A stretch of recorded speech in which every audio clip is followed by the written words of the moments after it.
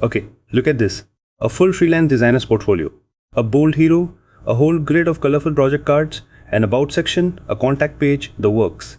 This one's for a designer named Ava, and it honestly looks like it cost a few $1,000s to have made. But I built this entire site in about 2 minutes, and I never wrote a single line of code. I just talked to an AI and described what I wanted. Let me show you exactly how, because you could have your own by tonight. Here's the whole trick. I open this tool called Claude inside a completely empty folder and I type what I want in plain English, like I'm describing it to a friend. I said build me a portfolio site for a freelance web designer with a hero, a guild of project cards, an about section and a contact section and make it look professional.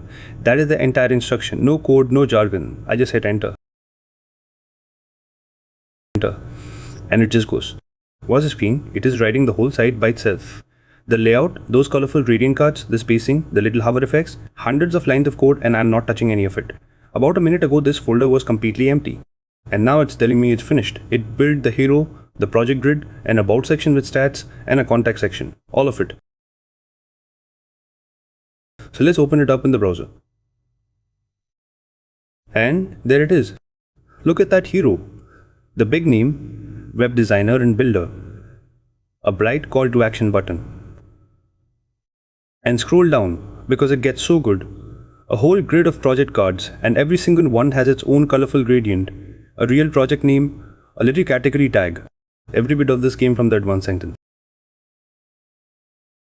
And it keeps going, keep scrolling and there's a proper about section. With little stat cards, project shipped, years of experience, happy clients, then a bold contact section. Let's build something bright with an email button and social links.